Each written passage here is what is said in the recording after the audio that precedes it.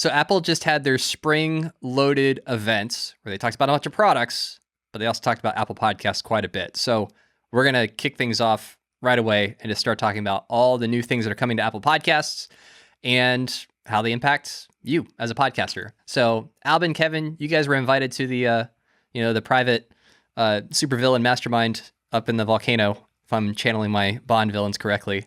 And so you've been able to actually talk to some of the employees at Apple. We obviously saw the presentation and saw all the things that they're pushing out, all the new features. So where do you guys want to start? Alvin, where do you think we should start with this conversation? Well, first off, they did talk about podcasts in that event, but they talked for podcasts less than your intro took to do. So, I mean, it was maybe like a minute. And it was like super fast before I'd even typed one thing out that they announced. I don't think Tim Cook was even inside. Like, he was just outside the whole time. And then he was like, you know what? I've gotten too much sun. Let me go inside and talk about computers. It was like him walking into the building. And he was like, hey, Apple Podcasts. Their podcasts are cool. And we're launching a lot of stuff. And we're like, whoa, this is really big. And he's like, and now we're about to launch 12 products that you'll make you totally forget that. But we're in the podcast space. So that was by far the most exciting thing for us. Point of clarification, though. We weren't invited to a super secret layer or whatever you said, and that nobody was responding to us. There was just like an Apple. It was kind of just like them presenting quite a bit more information about what they've built, what they're releasing, and kind of answering a ton of questions. For the last 2 days, I and all the other nerds in the podcast space have been like reading terms of service and going through marketing materials and like trying to decipher the tea leaves to figure out what's happening. And then Apple was like, well, if you could have been patient for exactly 2 days, then you could have just come to this event. We would have told you everything. So now we can kind of go through all of the questions and everything that happened and, share that with you. So I think maybe first we should start with like what was announced. Yeah, let's start right there. Good place to start. Okay. So the four things, I don't know how you want to count it. Apple Podcasts for creators. They've now got a really nice page where they're kind of consolidating everything you need to know as a creator in your relationship with Apple Podcasts. So there's marketing materials and there's guides and lots of stuff. Maybe they're taking a play out of our own playbook that, they're just kind of consolidated to have one-stop shop for all of that. Then there's going to be a totally new experience with the Apple Podcast app. We can talk about a lot of the improvements they have there. The Apple Podcast Connect, logging in to connect, it's totally new experience because the big thing is Apple Podcast subscriptions, which is the ability to make money and sell podcasts inside of Apple Podcasts. So maybe we could take those in order and just kind of talk through them. Yeah, that sounds good. Let's just start at the top. Kevin, do you want to lead one of these? I feel like already this podcast is becoming quite a bit of Albin talking. Yeah, I'll jump in when I have something to say. But if we want to take them in order, the first one I think would probably be more your cup of tea, right? Yeah. So maybe like a year ago, I remember when Steve Wilson was still at Apple, he put out this page, was like how to market a podcast on Apple Podcasts, and they put this up. It's really cool guide. It was kind of just giving very good best practices. And I think over time they added a few other guides to the website. And then we realized it like disappeared. So I was like, oh man, it's a bummer. Steve left and went to help found Q Code. And now all of a sudden they took down his guides. Apparently they're just moving them over to this consolidated resource. So I don't think it's somewhere you're going to bookmark and you're going to go back all the time, but it is helpful to kind of have everything together. The next is the Apple Podcast app. So the big difference is here. The UI looks quite a bit cleaner. And the thing that I know everybody on Buzzsprout and podcasters is going to be excited about is this new Smart Play button. And it sounded like a goofy name to me when I heard it, but then when they explained it, we all know it's very common that people listen to your podcast out of order. If you have a serial podcast, well, people should, that was not the right way to say that.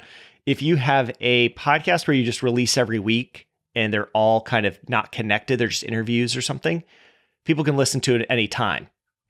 if you have a serial podcast, it needs to be listened in order. And so, you want to start at episode 1. And so it's totally different if you have serial or episodic. The way Apple used to deal with this was they set the order for you. And yet people would still click on, inevitably a random episode and start in the middle. And they're like, this episode of, whatever, slow burn doesn't make any sense because I'm halfway through a season. Well, yeah, it doesn't. But now the smart play button is going to know what you've listened to, what type of podcast it is, and so it will play the correct episode.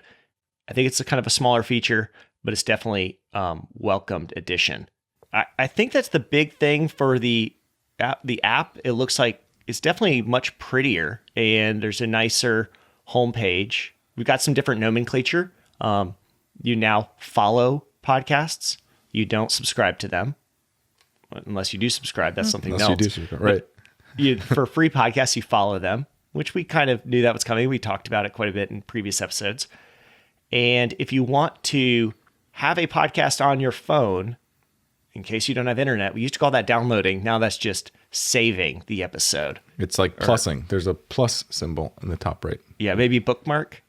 Now I should have actually remembered the name. But Save for later. It's just You click the plus. It looks like to a little follow, bookmark button. Yeah. The UI, this is Apple Podcasts. So the UI to probably us who use other podcasting apps feels a little bit confusing, but I don't doubt that they've spent a lot of time trying to figure out what's a really easy experience for people who are new to podcasting, right? That's kind of what Apple is all about. They're not about the people who have been listening to podcasts from the days of hand-coded RSS feeds and, all that stuff. Not the nerdy podcaster community. They're serving the everyday casual listener who stumbles upon, they buy a new phone, the app's already on it, they open it up, they present them with some mainstream content that a lot of people will like. They'll tap a show, they'll click play the latest episode, they'll say that was great, I should click that little check mark or something, and then I'll get maybe a notification when there's a new episode. And that's what Apple Podcasts is trying to do more and more of, and they're doing a good job. It looks better. And you don't have to worry about how many episodes do I want to save on my phone. Just click a button or two and it'll just kind of be there ready for you next time you want to listen to a podcast. Yeah, I think it's very easy. This is something I see all the time and is it's kind of drilled into my brain as a marketer, is you are not talking to people who understand this area as much as you understand it. As a podcaster, you are used to podcasting. You've probably been listening to podcasts for 10 years and you've been podcasting for 2. And to you, this is second nature. And to somebody who's just learning about podcasts, these are all weird words. They're like, what's a RSS feed? What's subscribe? So how much do I pay? What do I do here? It's all that doesn't make sense. Apple is very good at talking to the people they're actually trying to reach and go, hey, are you confused? So what do you think subscribe means? And they're like, oh, I guess I'll have to start paying. And they're like, okay, so that'll be the word when we ask people to pay. And not paying, what does follow mean? And they go, oh, follow means I just get to see the content come up whenever new stuff's released. They're like, oh, perfect. That's the word we're going to use. And then download episodes. A lot of people, I'm sure, wait, is it download or stream? And Apple's like, just you save the episode. If you want it, you save it and you bookmark it and you do the little checkbox. And now that's clear to you. If there's anybody who understands annoying the super users but that's the price you pay to enable all the normal people, then it's Apple. They often are changing things in their UI. They're often making moves, and all the nerds and the developers, which we are part of, all go, oh gosh, no, it was so perfect back when I had command line. And then Apple's like, no, this is how people who don't use computers will interact with it. And here's I was the one complaining about the iPhone when it came out, and now I think it's the greatest thing ever. So definitely want to give them the benefit of the doubt and excited to see how people interact with this app. Yeah. If there's anything that's interesting when you read all of these new changes that Apple just kind of came up with, and you see how they present it, how they talk about it, Apple is very much, they come from the perspective of Apple Podcasts is the podcasting world. And There's like no mention of RSS. There's no mention of anyone else who's doing anything in podcasting. None of that matters. And we'll get into that a little bit more like when we talk about subscriptions. But they're talking about like, we've just changed the podcasting world forever with no even like hint that people would listen in an Overcast or Pocket Cast or Spotify or Amazon, or like they just completely blank all that out. Like they've got blinders on. This is Apple and this is Apple Podcasts. And if you are talking about Apple Podcasts or you want to do anything in the podcasting world, then we are the center of that. And so it's all kind of through that lens, which is interesting, but that's what we're going to talk through. Like when they say we created this new website with all these resources for podcasting. Well, if you read them, it's all about just how to do things in Apple Podcasts. It's not this whole giant world of podcasting. It's just Apple Podcasts, but yet they present it as the definitive resource for how to set up podcasts. Yeah, I mean, we've seen Apple do this before. They, in their congressional testimony about the App Store, the story they tell is, so let's walk through the history of selling software. You used to have to do stuff with CDs, and you had to go to CompUSA and buy a CD box and take it home and install it on your Windows 98 computer. And then the App Store came out. And you're like, whoa. there's something in the middle there, wasn't there? There was like some stuff between those, like that 12-year period. And when they tell it that way, you're kind of like, yeah, man, thank God for the App Store. It's so much better. And it's like, it definitely is so much better. But we went from the CDs to there was a time when things were distributed on the internet first, and you could download it and install it. And then Apple said, hey, on this iPhone, we're only going to allow things to be through the App Store. So there was something in the middle. A little bit of revisionist history there, you know? I think if you work at Apple for long enough, you probably the distortion field kind of affects you too. And also, like, they're really good at marketing. So I'm sure it's a little bit of both, that the best marketing story leaves out unhelpful details. So they have the habit to do that. All right. So the big thing is Apple Podcast subscriptions. And this is the paid product. This is what everyone is excited and nervous and consider. Like, there's so many feelings going around about it, but it's this.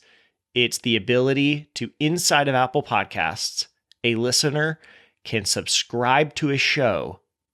And subscribe means something totally different now. Subscribe means actually start a subscription where you're paying on a monthly period. Or yearly, yeah. Yeah, or yearly.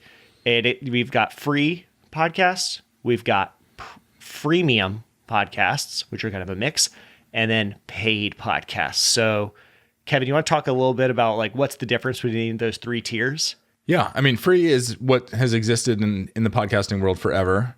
And that's just you publish via RSS and you get listed in the Apple directory, and anybody could then follow your show and listen to your episodes for free. No big deal. All right. I'm going to go paid next because I think the contrast is easier. So paid is your entire show is paid. You can create one or two episodes as like free samples, but if you want to listen to the show, then you need to pay for it. And again, monthly or yearly, it's a paid deal. And Apple will host that entirely for you. You don't need an RSS feed or a podcast host if you just want to do a fully paid show. Now, the question becomes, can you do fully free and have Apple host it? Doesn't appear as though you could do that. They made no mention of like providing you with an RSS feed, so you wouldn't be able to distribute it anywhere else. And it sounds like you have to set a price on these new shows that you create just through Apple. So you pay $20 a year to get access to be able to do stuff like this. And after you do that, you start uploading stuff, but I don't think you can set the price to zero. You have to set the price to something, and then you can create specific episodes and make them free, but they're just samples. You might be able to make everything free, but it's still going to be like subscribe to the show for, $1 a month or something, but everything's free. It would be very weird. They did not create the system to be able to do that. So paid, you're charging, and it's pretty much to get access to everything in there. So that's the difference between free and paid. And then there's freemium, where the majority of the content, the primary content, is all free. And then you can have special episodes that are bonuses or extended formats or ad-free versions of those same episodes. And you can pay a price to be able to get access to that special stuff. So that's, in the podcasting world, this has been going on for a while. People have used Patreon, Buy Me a Coffee, or different ways to do stuff like that. There's been other ones, Supercast, Glow, which just got bought out by Libsyn. What was the other one, Alvin? I think Memberful had a lot of this stuff built into it as well. Right. The main difference, and we can get into the minutia of it, but the difference between what Apple is doing now and those other services is that, of course, the Apple solution is only going to work on Apple Podcasts. Those other solutions are set up to be able to, for listeners who subscribe and pay the fee, to be able to listen to whatever app they want.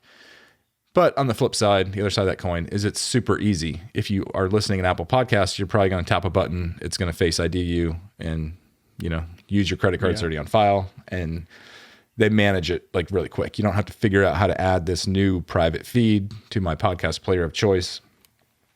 I feel like you're kind of jumping ahead on us a little bit, Kevin. Sorry, I'm getting ahead in the outline. So just like I was just supposed to do three things. The main offerings here are free, which it looks like it's all still going to be. That's a majority of podcasters. I don't know what 90% it is, if it's 95 or 99% of podcasters still going to stay that way. I think for most podcasters, that's where you'll probably be, and nothing has to change. So you don't have to go pay this $20. You don't have to change anything in Apple Podcast Connect. Nothing to worry about. Then you've got the totally paid, which to me is the any show that used to be on Luminary. A lot of NPR shows, Slate, Pushkin Media, like a lot of, is it Pushkin or Pushpin? Pushkin. You're right. Pushkin. Yeah. And so all of them are going to be releasing these premium podcasts, which they were already doing. And now you're actually going to be able to pay for ad-free experiences. And then there's this freemium, which I don't, maybe I'm thinking of like an ATP, Accidental Tech Podcast, where if you pay, I think you can get what they call the bootleg edition, which is just like the very long form, the extra long version. And it sounds like with the freemium, you'll be able to offer slightly different content. So you have like a free stuff mixed in with paid stuff. Yeah. And Albin, you mentioned just briefly the $20. Talk about what that is, because it's not like you can just sign up and then all of a sudden you're rolling in the dough. Apple's going to make sure that they get their piece of the pie too whenever you set up a premium paid podcast. So walk through what that financial commitment is on the podcaster side, and then what you're actually going to earn in return.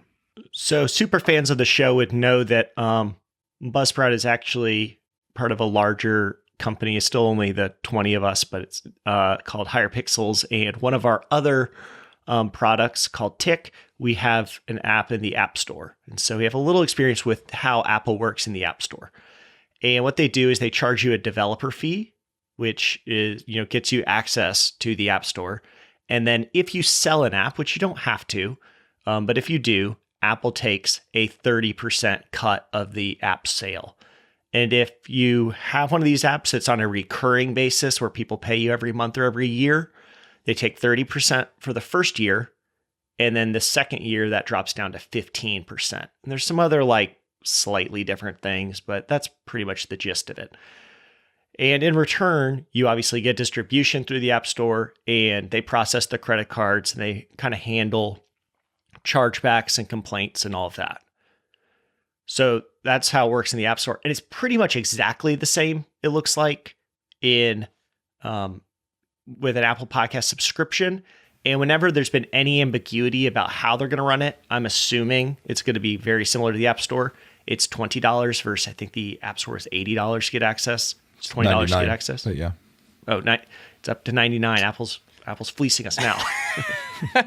It's $20 a year for you to get an Apple Podcast subscription account. This is as the podcaster. And then whatever you sell your podcast for, Apple will run all those credit cards for you and take 30% or 15%.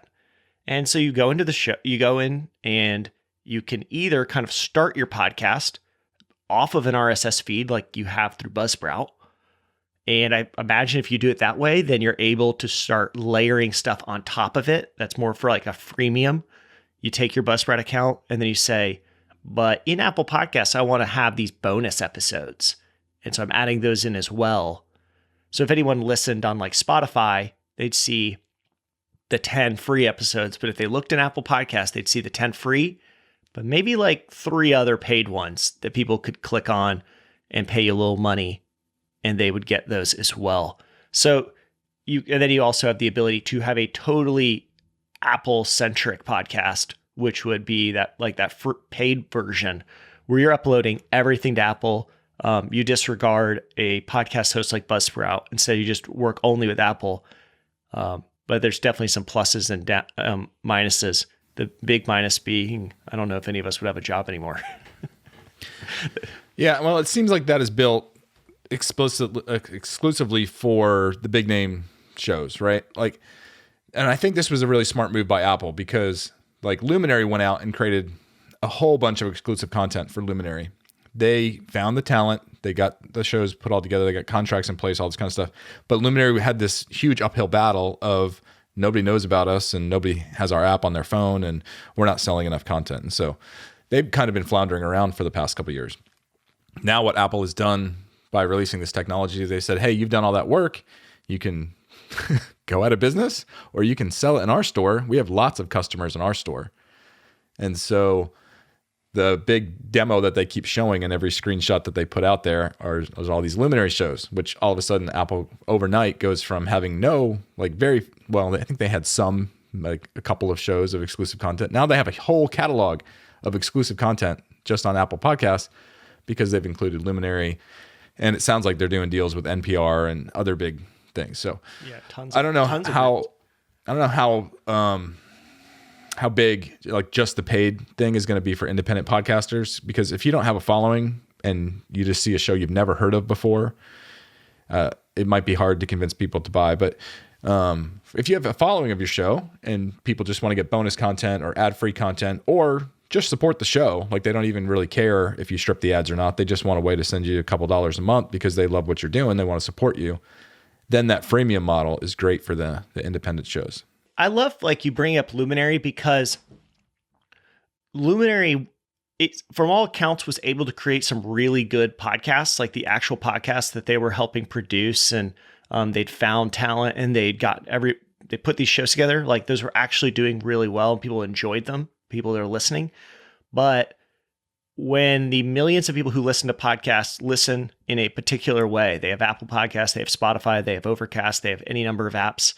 And all of a sudden you're saying, hey, do you want to listen to this cool podcast with Trevor Noah? And you're like, oh yeah, I'd check it out. And they're like, okay, you need to go buy a new app, pay for it. And then you're like, I'm good. That's fine. There's other new podcasts for me to check out. Apple is now saying, hey, you guys had cool stuff, but it's distribution that's really cool. It's actually being able to get to your listeners and make it a seamless experience. And the shift from, personally, I use Overcast. The shift from Overcast to also getting Luminary, making that my experience, paying, and then having to remember to cancel that's a big shift.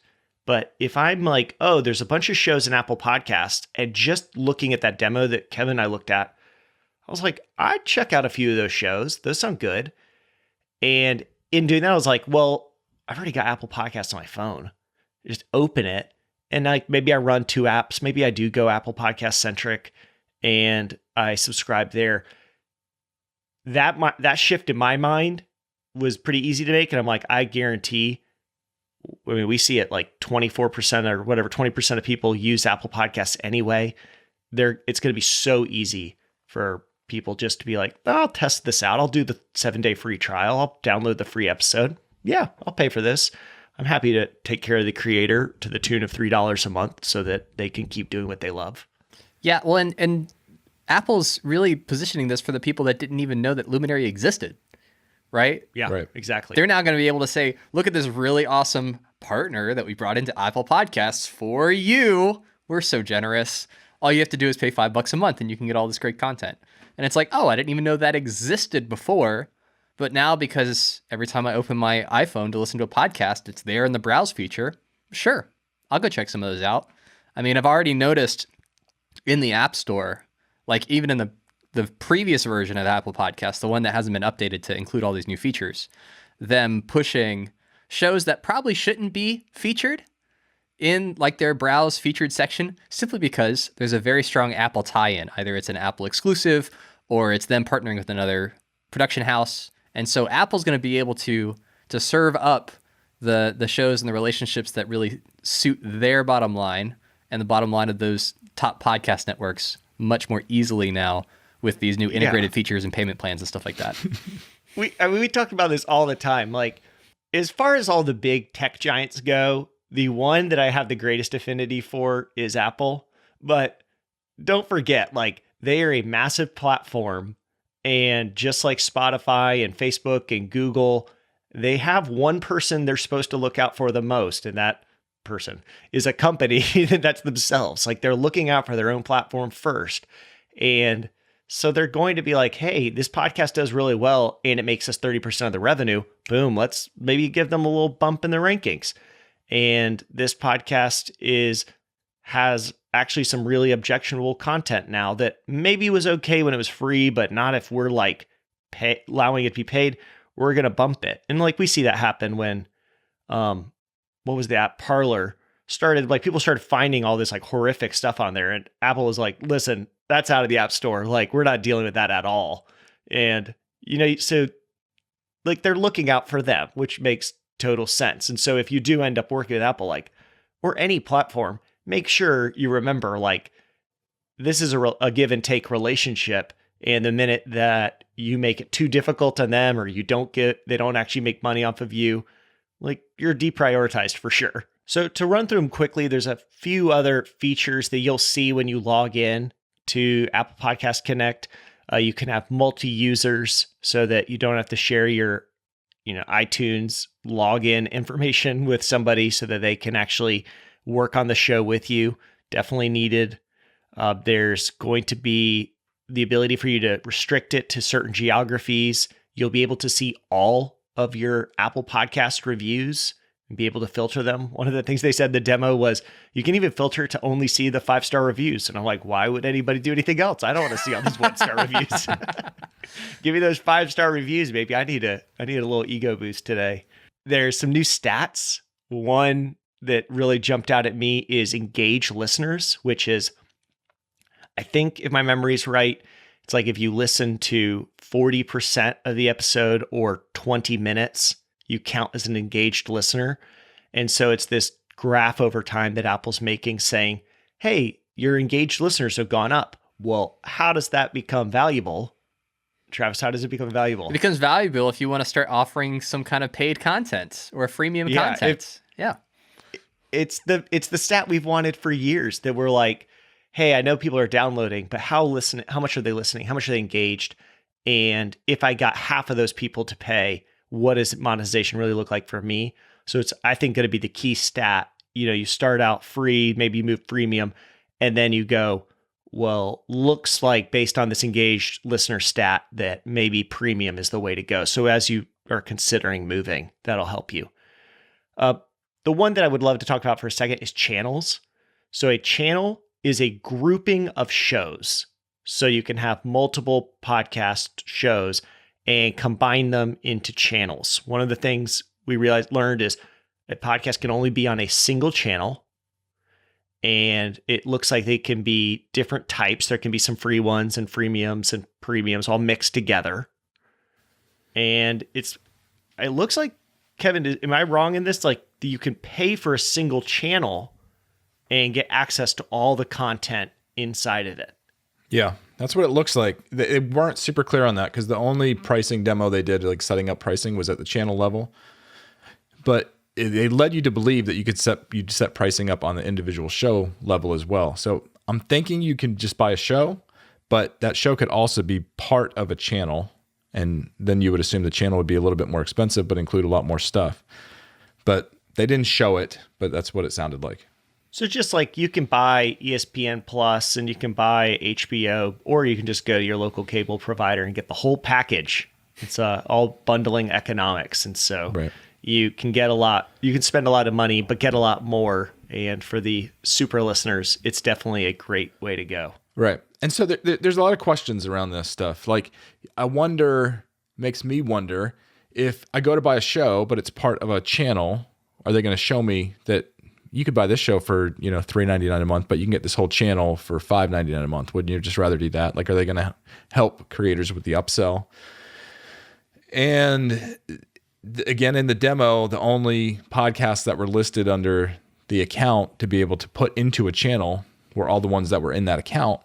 But if I added as a user, Travis, who has, he has his podcast account and I've got mine. If we added each other as users, then his shows show up in my account? And if so, could I add his shows to my channel? So now we've got like podcasters collaborating to create channel packages, which could be really interesting, right? Like, I don't want to do too much premium content, but I can drop a bonus episode here, or I can use Buzzsprout's dynamic ad tools, and I can strip out my pre and post rolls, and now I've got a premium channel. Or a premium podcast. That's fantastic. But it's not enough to justify $5 a month. But if I get Travis to give me his show and we bundle them together as a channel and brand it that way, yeah, it could be interesting. Again, these are they haven't answered all these questions yet, but I'm thinking that they're trying to create tool sets for people to do stuff like this. And so at the very least, if you have multiple podcasts that you host that are all linked within your iTunes accounts, it seems very straightforward that you could put all those together and create a channel page of all your podcasts. So like once this new feature becomes available, because it's still not available to actually do right now as of taping, Buzzcast, how to start a podcast, podcasting Q&A are all going to be on a channel, right? And there are tools that allow you to upload like a custom banner image with certain criteria, and you'll be able to basically probably follow that one channel and then get all of the episodes from all of the shows delivered into your personal playlists. So from that perspective, it makes it very easy to say like, follow this channel and you get all this content instead of telling people to follow all these podcasts individually. And this is something that people have been asking for a while, because you might like click an author name or a host name and you're like, oh, what's this really cool like banner image that's showing up in Apple Podcasts? Like, how do I get that? And before it was just, you have to be in the club of people that they personally let in. So it seems like now they're starting to open up some of these tools to independent podcasters. So that'll be really cool, especially if you have a significant audience on Apple Podcasts, to really tailor it to be a better experience for them. Yeah, I remember, if you're a super fan of the show, you might remember, was it Buzzcast that started off as a channel? Yeah. We tried to hack it as a channel. 5-Minute Mondays and Buzzcast episodes and everything to this channel. So you wouldn't have to subscribe to 3 different podcasts to get all this content. But it didn't work. We were ahead of our time. We had so many. The names of the podcast definitely left a lot to be desired. We had 5-Minute Mondays, and people were like, "What does that mean?" And we're like, "No, it's 5 minutes on Monday." And they're like, "Yes, but what's it about?" We're like, "Oh yeah, it's now called Podcasting Q&A." Yeah, this is channels done right, or seemingly right, in that every show has its own identity and it's wrapped up into an umbrella, which maybe you can subscribe to or follow. So yeah. So let's dive into some. What do you need to do? What advice do we have? How do you weigh the pros and cons as a Buzzsprout podcaster? Yeah, let's do that next. And I think the biggest takeaway for me from a positive sense is that this is just one more option that's available to you for monetization, right? That we're not huge fans of, ads in the traditional sense based on a CPM model, because it just does not work for a large majority of podcasters. But it's not that difficult in the grand scheme of things to build a dedicated following and to have a certain percentage of them want to, help support your show financially. Now there's one more way for you to do that. And if you have, again, a significant audience on Apple Podcasts, it now becomes that much easier for your listeners to financially support you. And so it's one of those things where there are lots of options. The more options we have, the better they will get as they start competing with one another. And ultimately, all of that is great for creators.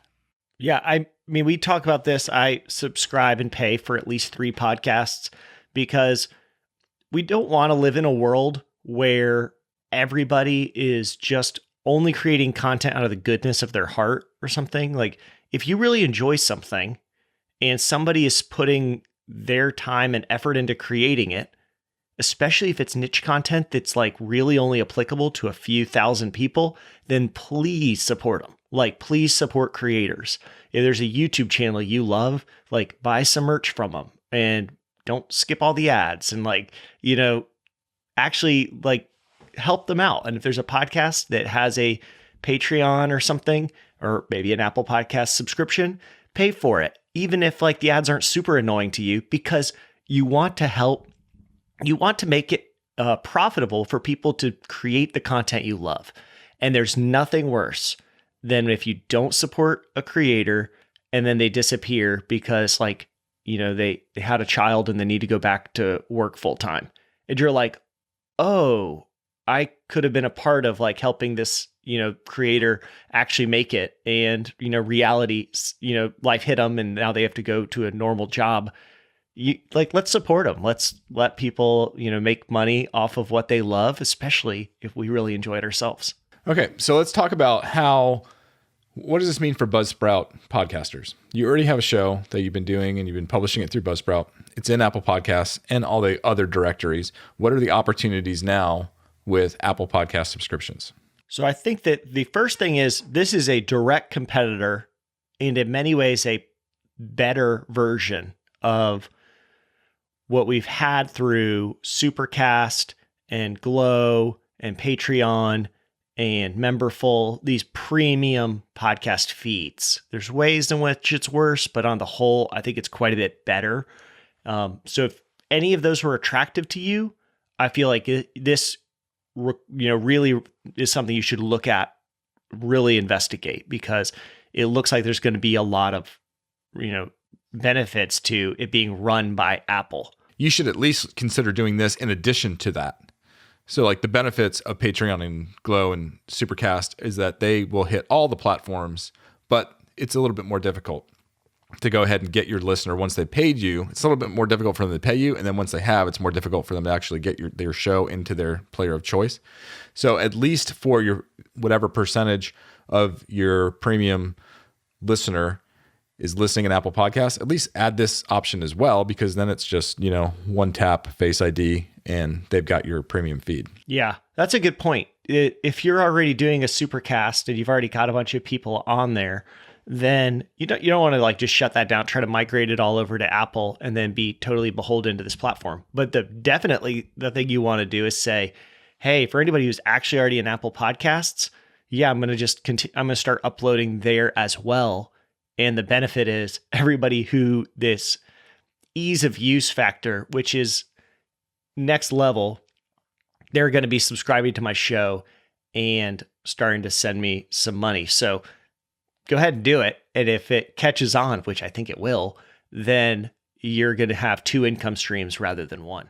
Now, when we're talking about pros and cons or apples and oranges between let's just use Supercast and Apple Podcast subscriptions. When somebody subscribes to your Supercast feed, I imagine, I've never used the tool, but I imagine you're going to find out who that person is, what their email address is.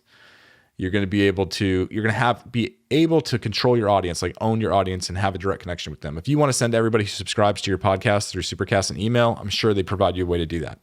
Apple is not going to do that. And so you're playing in Apple's playground when you do this. And again, pros and cons, super simple. They take care of all the charging, all the pros. We've already talked about those a lot. A huge con is that they own your audience, right? And so if Apple decides 2 years from now, 3 years from now, you know what, this Apple Podcast subscriptions thing never caught on. We might continue to do it for some of the big dogs, but indies, it's just not going the way we want it to. We're going to shut it down. That's their decision to do. And so if you do this, make sure you are continuing to connect with your audience in other ways. Give them opportunities, like bring them to your website or create a community. Maybe Facebook's not the best place, but it's a place. And then there's Mighty Networks and there's in-person conferences and meetups and everything. Like all that stuff becomes much more important when you're not connected to the people who are supporting you, like with a direct relationship. So just be aware of that if you decide to go that route. The one thing I've heard a lot of people talk about is cross-platform monetization of an audience. And so for a lot of like YouTubers, They make a bit of money through the ads, but they make a lot of money through sponsorships inside of the videos, from merch. Merch is a really big way for YouTubers who make money, and maybe selling courses outside of the app. And it's not clear to me whether or not you'll be able to do all of that. There's definitely some that you will not be able to do. Like, you're not going to be able as easily to get their email address. I mean, you won't be able to. So you won't be able to email and say, hey, I've got a new course coming out. You'll have to talk about it on the podcast and try to convince people to link. This is so much more open than anything Apple has ever done. So there's at least some anxiety that I would have that this will naturally close down over time. Maybe at some point they say, hey, to get certain types of podcasts or Apple Podcast subscriptions, you can't also have a supercast. The content really should only be available here. Maybe they restrict you linking out to other paid products. And like Kevin said, like, you're never going to have the email address. So if something does happen to your podcast for whatever reason, it's not like you're going to be able to just get in contact with all of your listeners. They're going to have to come and find you. And this happens in the App Store quite often. Somebody's podcast or app is not approved. Apple changes the terms of service, or there's some apps that are just really old. And so Apple Podcasts is like, I think that we're just going to go ahead and delete this. And people are like, whoa, this thing still works. I still make money off of it. I don't know why it's being removed, and kind of sends them into a panic. You could see those kind of concerns that we have, those all immediately map over to Apple Podcast subscriptions. Right. And then there's the big one that I feel like people are probably yelling at their phone right now, telling us to talk about, is Apple Podcasts subscriptions. It is not available right now, at least on Android, Windows phones, or in other apps. This is for a single app. It's available on HomePods and Siri and all these Apple devices, but it is not available on, at least according to Buzzsprout stats, 30% of plays are on mobile devices that cannot download Apple Podcasts. So it's a significant part of the listener base, and that part is growing rapidly, of the worldwide listener base that could not listen to your podcast, at least as it is right now. But in their terms of service that you agree to when you sign up, it does give them the rights that should they decide to roll out Apple Podcasts on these other computing platforms like Windows and Android, it gives them the right to go ahead and put your content there as well, which makes it sound, and they've just done this with Apple Music and other things, like they're probably going to be bringing Apple Podcasts to those other platforms. Yeah. At least that's the plan. So I definitely imagine that that's what will happen. They've gotten so much more friendly with cross-platform stuff that you could easily see an Android version of Apple Podcasts and one for the 12 people on Windows phones. So I don't know, like that you could actually listen there. I think I would be really excited about that. Get more people into the podcast ecosystem. And if they do that, it definitely makes selling your podcast through the app so much more, attractive, because that's another 30% of listeners that you can contact now, or at least sell your podcast to. Let me just drop this point of clarity, because you talked about how open this is that Apple is doing this. The content that you sell through Apple Podcast subscriptions does not have to be exclusive to Apple. It just has to be different than your free content. So that's the distinction that they make in their terms of service, what you're agreeing to. You can have like a free podcast, but you can't have that same podcast as a paid podcast. You can have a freemium, and the freemium has to have some bonus material or ad free or something for it to be, to get the paid version, but you can't give that same paid version away somewhere else for free. That's all they're saying. So, but you can sell it at a different price somewhere else as long as it's not free. I know that right now, like Luminary Podcast kind of answers this question for us. They sell everything through Luminary, and they're also going to sell it here. But what's going to happen when Spotify inevitably launches this same feature, and maybe Facebook has a similar feature? Is there going to be some sort of like, hey, we're going to start locking this down, and maybe we don't want everyone selling it everywhere? Or do we think that we might actually just grow into this system, this world where you can have your free content everywhere, and also you upload your paid content individually 4 or 5 different platforms so you can get paid on all 4 of them. I feel like if the App Store is any indication, as long as you are giving Apple content that they can make money off of, they're going to be pretty happy about that, right? Like they're not upset when Twitter has an Android app, right?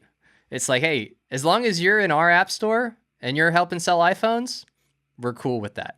So I think from that perspective, Apple, at least, I wouldn't expect them to be like, oh, sorry, you had that ad-free episode in your Spotify premium playlist. You can't also put that here as a subscription.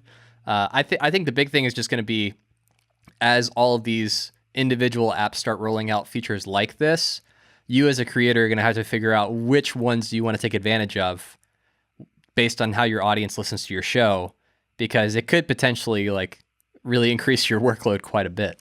You can't do, if you're selling a product or somebody creates a product and they want to put it in your store, you can't say, well, if you put it in our store, you can't put it in any other store. That's the difference between like a marketplace and a licensing deal, I think, in my mind. So when Spotify did a licensing deal with Joe Rogan, that was an exclusive license. They didn't actually buy the content. They just bought the rights to distribute it exclusively for a couple of years. But this stuff is more like a commission deal. Like we have a marketplace. You can sell your goods in our marketplace. We just want to make sure you're not selling something in our marketplace that you're giving away free somewhere else, because that's going to hurt our brand. If somebody comes to the Apple Podcast and bought something that was available free somewhere else, that's not good for our brand. So that's what they're protecting themselves from, I think. So there's an interesting, the way that Apple set this up actually works really well with what we've got going in Buzzsprout and the new dynamic content tools that we've rolled out. And so what I want to do is throw out a scenario that you could try if you're interested in experimenting with Apple Podcast subscriptions. The challenge with with any sort of stuff like this is that they want you to create specific content that you're charging for, right? It's not the same stuff that you're giving away for free.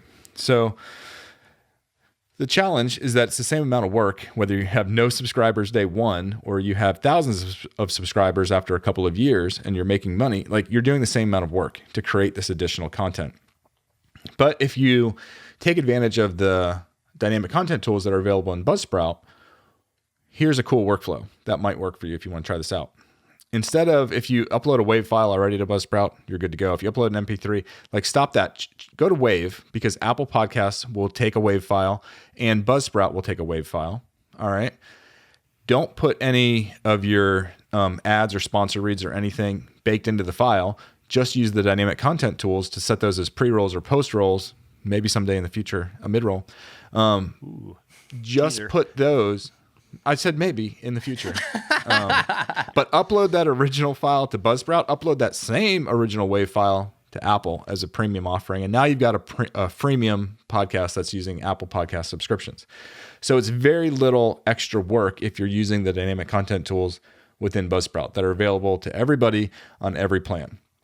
And then see how it goes. I mean, that's a workflow that shouldn't add more than, I don't know, maybe 10 or 15 minutes to your upload process, depending on how long your episodes are, every time you release an episode. And it gives people an opportunity to support you. And then the other thing is that you can talk about, like, why would you subscribe to this show? Well, you're not going to get those little pre-roll and post-roll sponsor ads that I do or something like that. But it's also just a way, even if you don't mind those ads or you enjoy those ads, it's a way for you to support me as a creator. And I can always promise you, if I come across a product that I love, whether they sponsor me or not, I'll still make sure I mention it to my audience outside of the ad reads.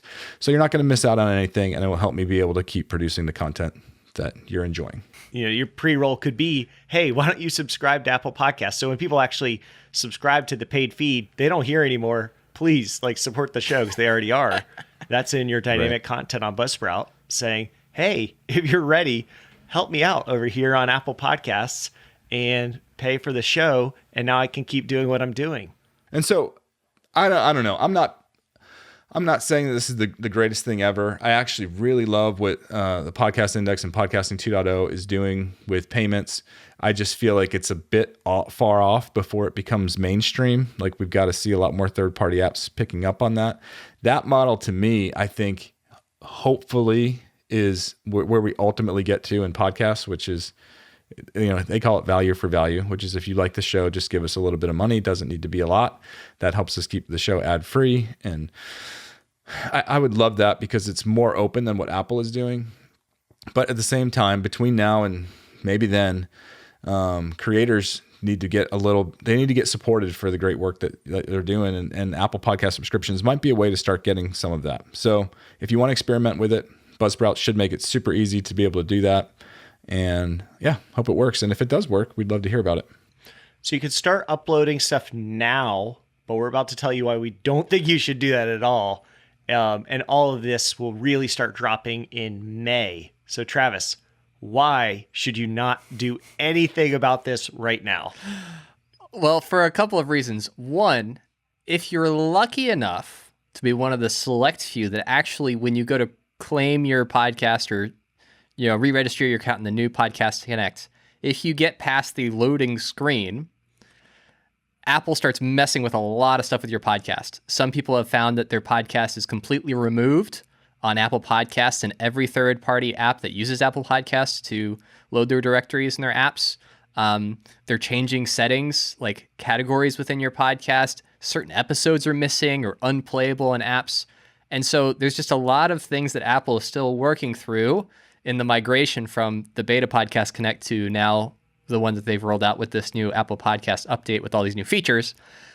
And so for the time being, our advice would be, if you want your podcast to stay in Apple Podcasts, don't log into Podcast Connect right now. Once it's safe to do so. Patience is a virtue. Yeah, once it's safe to do so, we'll certainly let you know, because we'll be playing around with it and we'll be doing tutorials on our YouTube channel and all that kind of stuff about all the new features and how to use them and the new Apple Podcast submission process and all of that. So for now, hang tight and we'll let you know when it is safe to log into Podcast Connect.